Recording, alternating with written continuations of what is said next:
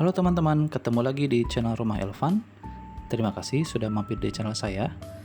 Oke, kali ini saya berencana membuat sebuah meja kerja yang akan saya tempatkan di sudut ruangan ini, yang nantinya akan saya gunakan untuk keperluan WFH atau working from home. Tanpa berbasa-basi, langsung aja kita ke videonya.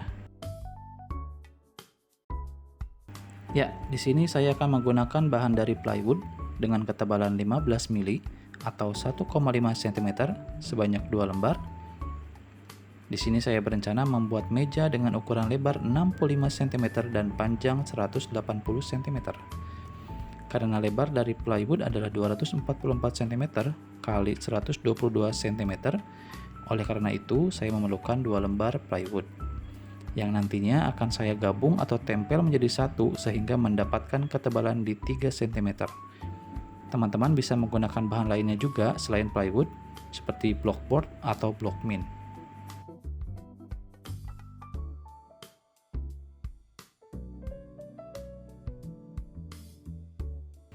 Oke, pertama-tama saya akan prepare table saw-nya dulu. Mohon maaf kalau table saw yang saya gunakan apa adanya.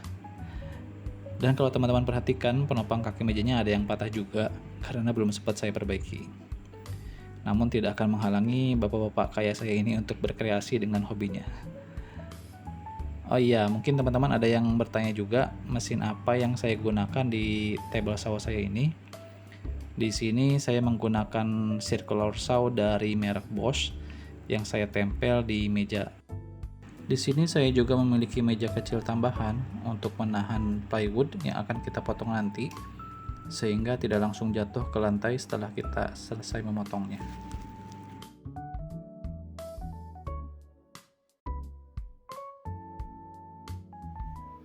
Let's go, saatnya kita potong plywood.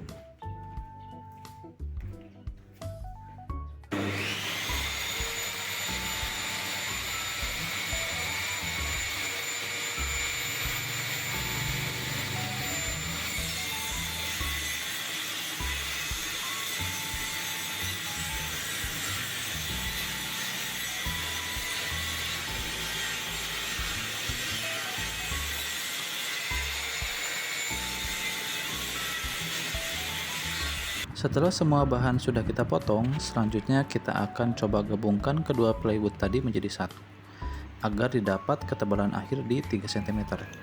Di sini saya menggunakan lem putih dari brand Preston seperti ini, namun teman-teman bisa juga menggunakan dari merek lain seperti lem Fox. Tapi maaf, saya tidak sempat memvideokan proses pengelemannya teman. Oke, setelah kita lakukan pengeleman dengan menggunakan lem kayu atau lem putih, sebaiknya kita lakukan pengepresan pada plywood ini dengan cara menekan-nekan permukaan plywood secara merata.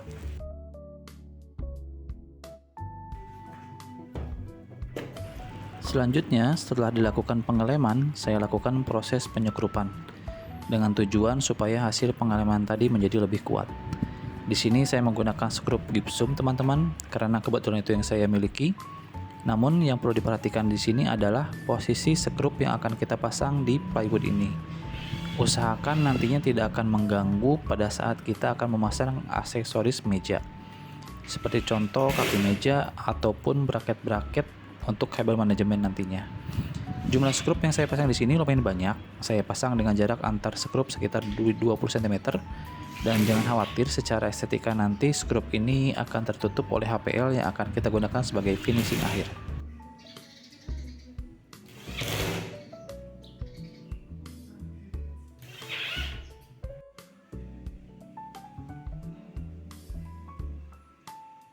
Langkah selanjutnya adalah kita akan memotong plywood yang sudah kita gabung tadi menjadi ukuran sebenarnya, yakni di panjang 180 cm dan lebar di 65 cm.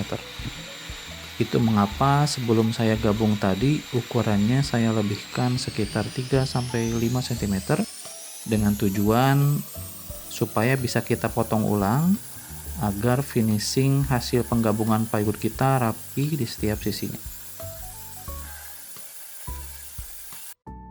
Dan ini dia hasil pemotongan akhir plywood kita, di mana setiap sisinya sangat rapi ketika kita sudah potong ulang.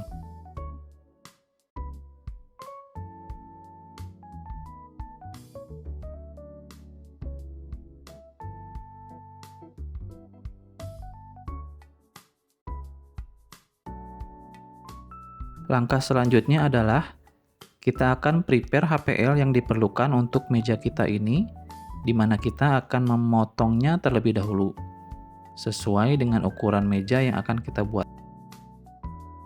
Tips pada saat memotong HPL, usahakan dilebihkan 1-2 cm dari ukuran meja yang akan kita tempel nanti. Tujuannya untuk memudahkan kita saat memasang dan memudahkan kita saat finishing tepian HPL yang sudah kita tempel nanti. Untuk alat memotong HPL, di sini saya menggunakan pisau cutter HPL dari merek Taco. Kalau teman-teman perhatikan di video saya ini yang warna orange ini ya teman-teman. Namun teman-teman bisa juga menggunakan alat lain jika teman-teman memilikinya. Gunakan alat seperti plywood atau kayu yang diletakkan di bawah HPL yang akan kita potong. Dan jika teman-teman menggunakan pisau cutter seperti yang saya gunakan ini, diperlukan beberapa kali goresan sekitar 3-4 kali hingga HPL ini bisa kita potong dengan sempurna. Hal ini dikarenakan lapisan HPL yang cukup tebal dan kuat, sehingga kita memerlukan effort yang cukup besar untuk memotongnya.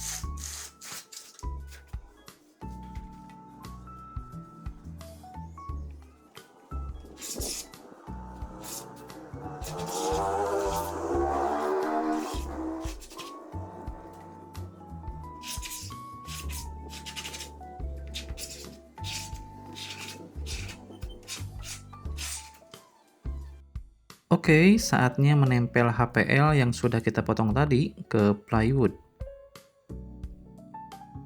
Pertama-tama kita akan tuangkan lem kuning secukupnya.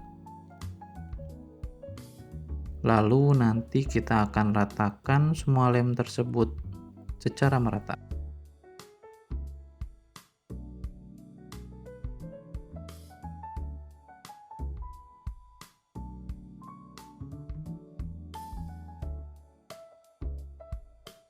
Di sini saya menggunakan potongan HPL bekas untuk alat bantu meratakan lem kuning pada plywood ini.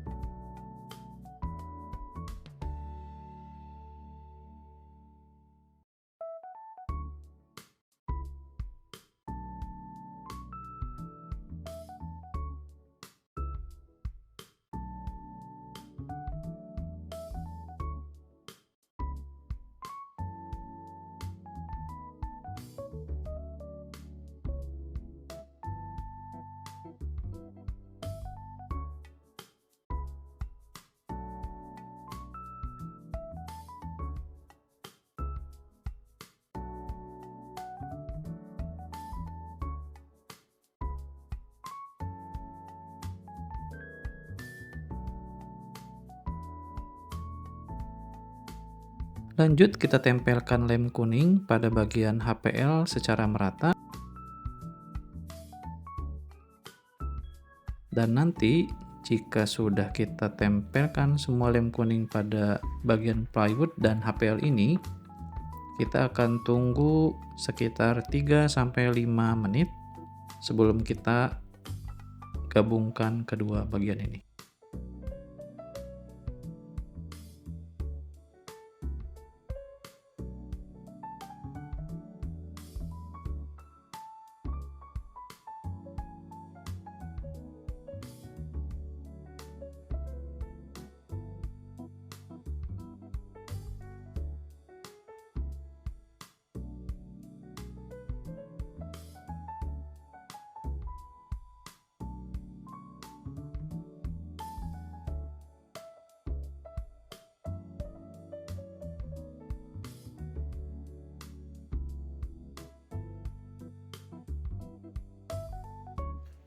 Langkah selanjutnya kita akan menempel HPL pada plywood yang sudah kita diamkan tadi sekitar 3-5 menit.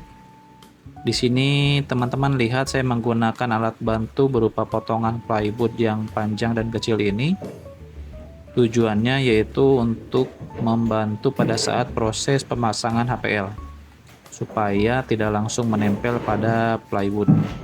Karena di sini teman-teman bisa lihat ukuran HPL yang saya coba pasang lumayan panjang dan lebar, dan saya pasang sendiri, jadi ini sangat berguna membantu pada saat pemasangan. Jadi HPL kita tidak akan langsung menempel pada plywood. Kita bisa memposisikannya terlebih dahulu dan memastikan semua sisi sudah aman sebelum kita press secara optimal. Nah, jika dikira semuanya sudah oke, semua sisi sudah aman, kita lakukan pengepresan sedikit demi sedikit bagian HPL ini. Di sini saya menggunakan balok atau potongan plywood yang dibaluti dengan kain, supaya pada saat kita melakukan proses press atau perataan ini tidak melukai bagian HPL.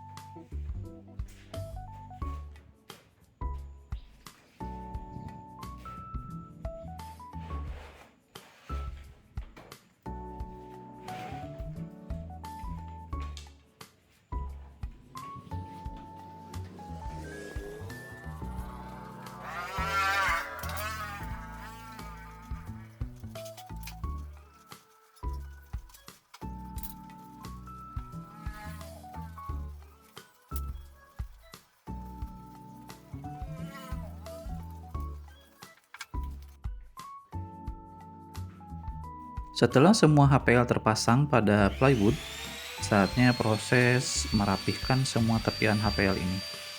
Di sini saya menggunakan mesin trimmer dari merek Stanley, atau teman-teman juga jika tidak mempunyai mesin trimmer ini bisa menggunakan kikir ataupun alat potong HPL yang namanya Varotex. Teman-teman bisa cek di marketplace. Untuk lapisan HPL yang kedua, kita juga lakukan hal yang sama, yaitu merapikan bagian semua tepi ini menggunakan mesin trimmer.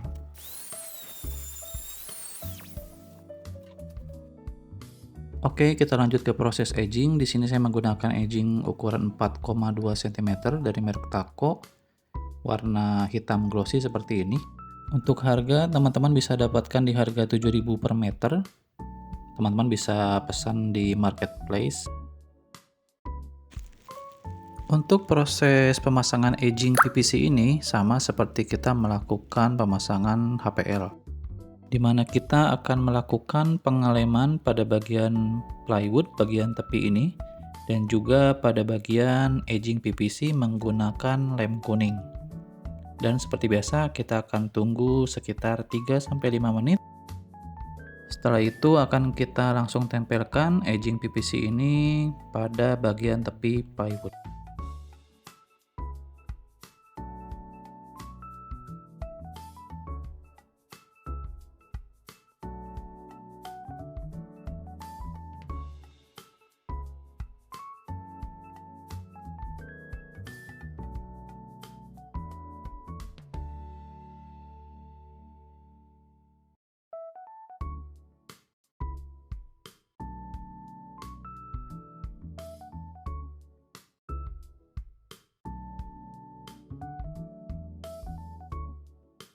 Oke, ini adalah proses pemasangan edging PVC yang sudah kita lem tadi pada plywood. Di sini teman-teman jangan takut jika ada lem kuning yang menempel pada edging, karena nanti bisa kita bersihkan nanti pada saat akhir finishing menggunakan beberapa bahan. Nanti akan saya info apa aja yang bisa kita gunakan untuk membersihkan lem kuning ini. Setelah semua edging dipasang pada daun meja, saatnya kita merapihkan bagian edging yang berlebih. Di sini saya menggunakan mata pisau cutter yang tajam untuk merapihkan bagian edging yang berlebih ini.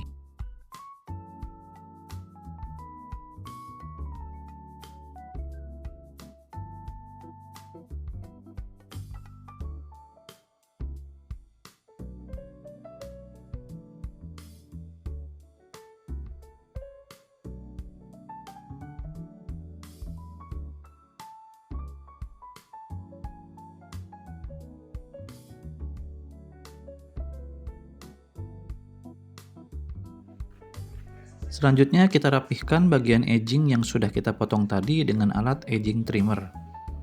Di sini saya menggunakan dari merek Huben. Ada juga dari merek Taco. Jadi kembali lagi ke teman-teman mau pakai dari merek mana. Namun tujuannya di sini adalah supaya bagian edging yang sudah kita potong tadi tidak tajam.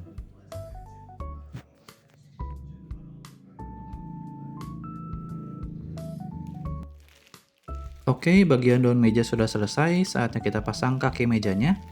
Di sini saya menggunakan IKEA Adils untuk kaki mejanya. Warna putih seperti ini. Ini dia tingginya ada di 70 cm, diameter di 4 cm. Ini kita udah dapat bracketnya untuk kita tempel nanti ke daun mejanya. Nah, ini untuk bahannya tebal banget ya teman-teman. Karena ini terbuat dari bahan baja dilapisi serbuk epoksi. Jadi kita tinggal tempel aja nanti di mejanya. Sebelum kita pasang kaki mejanya, ini adalah bagian yang paling menyenangkan teman-teman. Jadi saya akan cabut dulu plastiknya, atau istilahnya mengkletekin dulu plastiknya ini.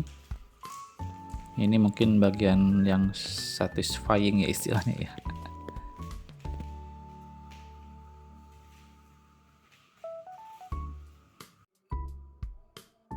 Selanjutnya kita tinggal pasangkan braket kaki meja ini di bagian sini.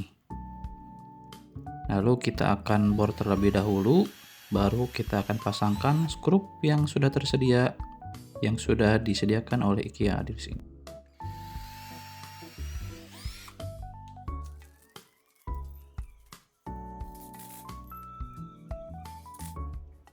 Oke, setelah semua braket kaki mejanya terpasang, ayo kita tinggal pasang kaki mejanya. Untuk IKEA Adils ini sangat mudah ya teman-teman, karena udah ada dratnya seperti ini. Ini tinggal kita masukkan dratnya pada braket yang kita tempelkan pada daun meja tadi. Terus kalau ada teman-teman bertanya, Mas atau Bang, berapa sih harga IKEA Adils satu picisnya? Jadi teman-teman, ini saya beli atau order dari marketplace. Ini seharga 70.000 per picisnya. Karena kaki meja ada 4, jadi saya order 4 picis, berarti didapat harga di 280.000 untuk kaki meja.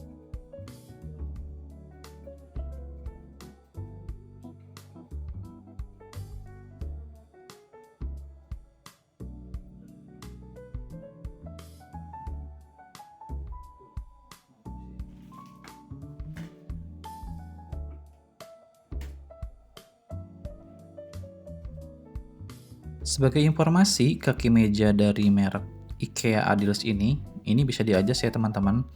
Jadi ketika kondisi lantai di rumah teman-teman ini tidak rata, ini kita bisa sesuaikan karena ini ada bagian kakinya berbentuk bulat, drat gitu, bisa kita putar-putar sesuai keinginan kita. Dan untuk beban maksimal ini kalau kita baca dari keterangan di tokonya itu di kisaran 50 kg.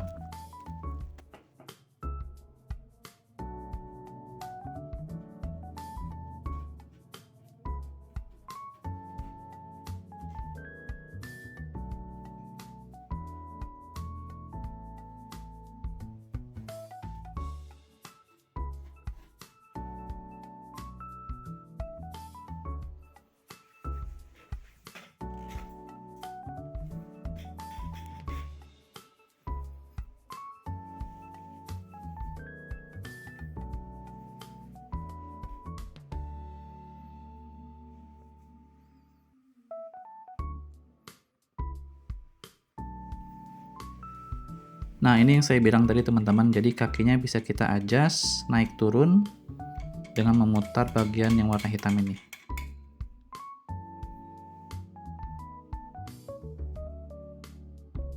Oke, untuk tahap finishing terakhir yaitu membersihkan bekas-bekas lem ya teman-teman.